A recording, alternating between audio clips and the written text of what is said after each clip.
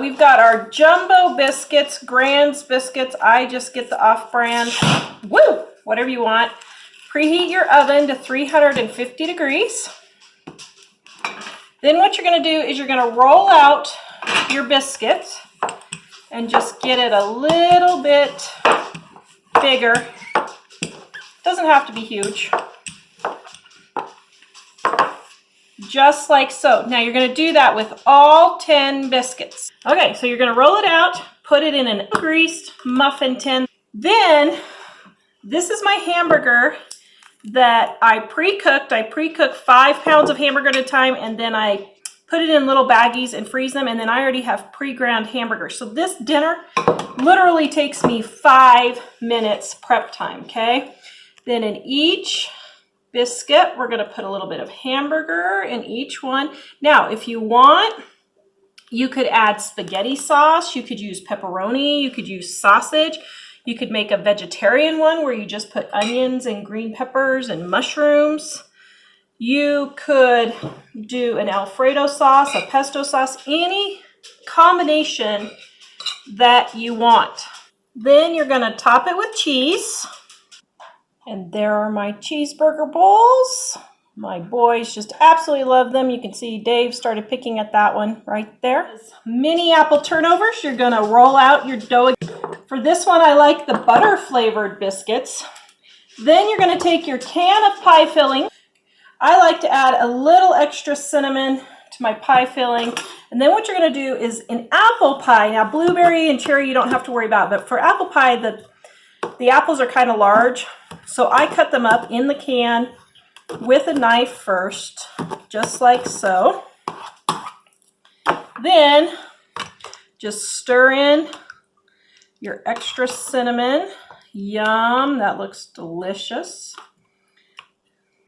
A little bit on one side of your turnover, just like so. Fold the turnover and crimp it on the edges. Then you're going to place it on your cookie sheet. Take a little bit of water, tap the top. I don't see people give this tip very much, but if you put a little bit of water on the top and then sprinkle it with cinnamon and sugar, it will hold the cinnamon and sugar on there better and won't fall off quite as much. We're going to do this with all 10, put them in the oven at 350 degrees and bake for about 20 minutes.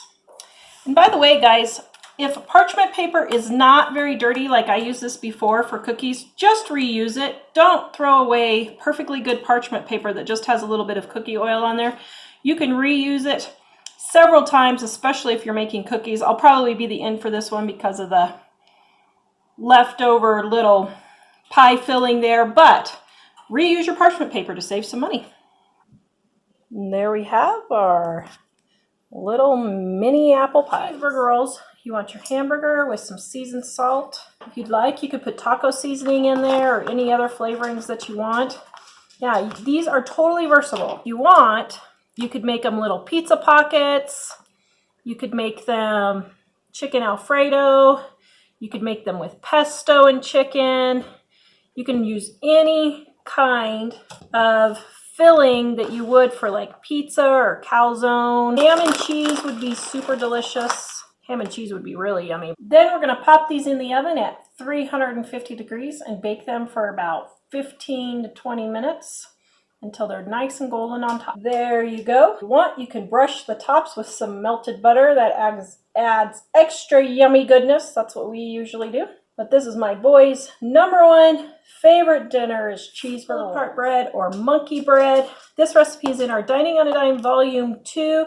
And this is an adaptation of the Easy Pull-Apart Bread on page 112. Now, the recipe in the book calls for a bundt pan, but I know that everybody doesn't always have a bundt pan. So I'm going to show you how I make it.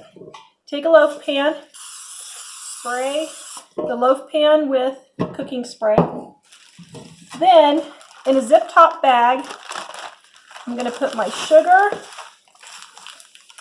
and my brown sugar. And if you guys don't know how to soften hard brown sugar, I have a video that we did several years back on how to soften brown sugar. It's super easy. So I got my sugar, my brown sugar, and then my cinnamon. Now, I leave these in the zip top bag because then whenever it's time to make pull-apart bread, I just reuse the cinnamon and sugar and just keep adding to it as I reuse the cinnamon and sugar. Okay, so we've got our cinnamon and sugars mixed in there. Next, we're going to microwave our butter.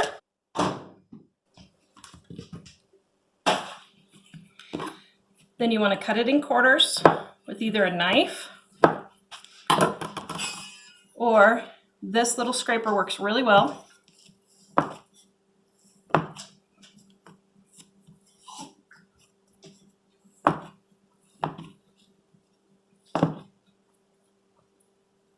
Then what you're going to do is you're going to take a well-greased pan. You're going to take melted butter and dip your pieces in there. And then you're going to put them in the cinnamon and sugar until they're well coated. Just shake them around and then you're just going to put them in your pan.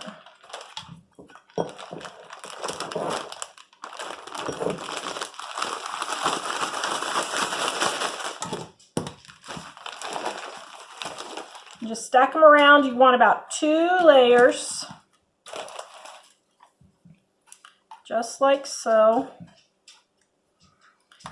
If you missed a little bit of cinnamon sugar, just sprinkle it on there. Then you're going to take your leftover butter. You're going to pour it over the top. And if you want, you can sprinkle a little bit more cinnamon sugar. Then I just store this in the refrigerator. And then the next time I use it, I just add a little bit more cinnamon sugar. And I just do that 3 or 4 times and then I throw it away. All right, now we're going to bake this at 350 degrees. Okay, so this is how you tell when they're done. See how it's kind of jiggly? That's not done in the middle, so we need to go about another 5 or 10 minutes. So I'm going to turn it around so it gets brown on the other side because most ovens don't cook evenly, okay?